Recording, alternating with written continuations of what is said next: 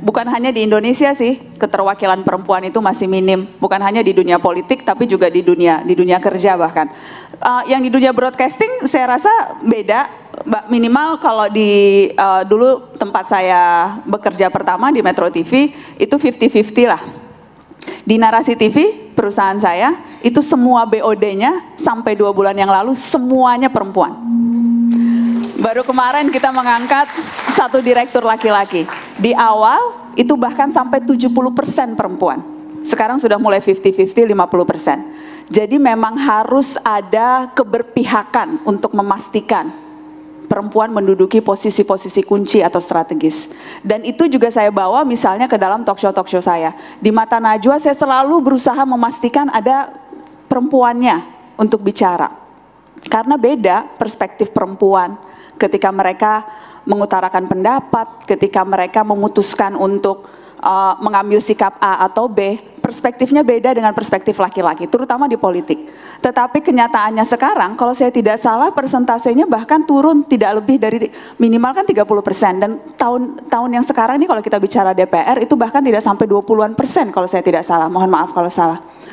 Dan tapi itu tertutupi karena puncak pimpinannya adalah perempuan. Dan selama ini tidak pernah ada satu perempuan pun yang jadi ketua DPR. Jadi mari kita kasih kesempatan kepada Puan Maharani, cucunya Soekarno, untuk membuktikan kinerjanya dan mudah-mudahan tidak mengecewakan. Karena itu akan jadi kunci sih. Saya merasa kerap kali perempuan yang ada di posisi-posisi strategis punya beban jauh lebih banyak dibanding yang laki-laki. Ya nggak sih guys? Betul. Kita dinilai bukan hanya bagaimana performa kita di kantor, tapi bagaimana kita hal-hal kepribadian yang lain pun disangkut pautkan. Jadi terkadang bebannya menjadi lebih berat. Padahal itu sangat tidak adil. Karena kerap kali kita juga dituntut untuk melakukan hal-hal yang lain dibandingkan dengan pekerjaan kita. Dan ketika kita berhasil, kita kadang ragu menunjukkan keberhasilan. Malu, takut dibilang ambisius, takut dibilang gak disenengin. Karena sukses berkorelasi positif untuk laki-laki, tapi berkorelasi negatif untuk perempuan. Perempuan sukses akan dijauhi. Ada satu studi kasus yang menarik di Harvard. Saya baca survei hasil studinya. Jadi sekelompok mahasiswa diberikan kisah nyata, biografi tentang satu pengusaha teknologi yang berhasil. Digambarkan perjuangannya seperti apa, betapa kemudian ia berdarah-darah untuk membangun perusahaan sampai akhirnya berhasil. Tapi dua cerita itu diubah. Yang satu namanya Howard, yang satu namanya Heidi. Ini orang yang sama loh, cuma diganti jenis kelaminnya. Dan ketika kelompok mahasiswa itu ditanya, kamu lebih suka yang mana? Saya lebih suka Howard.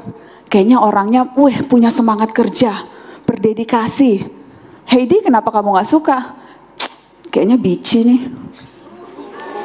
Kayaknya si Heidi ini pasti kalau jadi bos suka marah-marah. They're exactly the same person guys. Orang yang sama, cuma dibedain jenis kelamin. Tapi persepsi orang, perempuan sukses gak disukain. Laki-laki sukses dipuja-puja. Karenanya terkadang kita perempuan malu nunjukin kita sukses, ya gak sih? Dan itu terbawa sampai sekarang loh. Ada satu penelitian lagi. Mahasiswi ketika disuruh menebak IPK-nya berapa, hampir pasti nebaknya lebih rendah dari apa yang mereka dapat. Mahasiswa, kira-kira IPK lu berapa? Nebaknya selalu lebih tinggi dari yang didapat. Dede mahasiswa. Mahasiswi nggak malu-malu. Fresh graduate mahasiswa, 53% berani nego gaji pertama. Mahasiswi hanya 7% yang berani nego, alhamdulillah gue dapat kerjaan.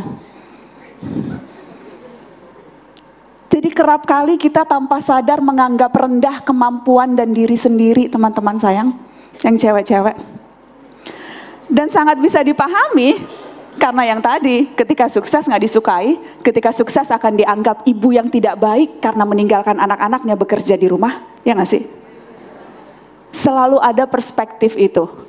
Di semua dunia, apalagi di politik, yang dianggapnya dunia yang keras, dunia laki-laki.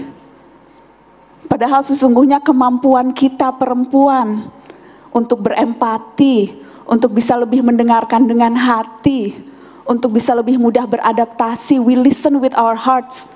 Dan itu yang penting kan yang dimiliki politisi. Karenanya harus lebih banyak lagi perempuan yang masuk politik dan harus lebih banyak lagi perempuan yang memilih sesama perempuan. Saya kemarin waktu di waktu pemilu banyak banget yang nanya, "Nak, pilih siapa ya?" Perempuan. DPR-nya pilih siapa? Terserah, pilih perempuan. DPRD-nya pilih siapa? Pilih perempuan. DPD-nya pilih siapa? Pilih perempuan. Harus lebih banyak lagi perempuan yang juga menganggap kesuksesan orang lain bukan berarti kegagalan kita. Harus lebih banyak lagi perempuan yang ikut bertepuk tangan bila teman perempuannya berhasil, bukannya malah nyalah-nyalahin atau ngerojokin gitu kalau kalah. We have to fix each other crown, girls. Let's fix each other crown. Karena hanya dengan cara itu kita bisa memastikan bahwa seluruh perspektif kita, perspektif perempuan yang utama bisa diarus utamakan. Mudah-mudahan bisa menjawab.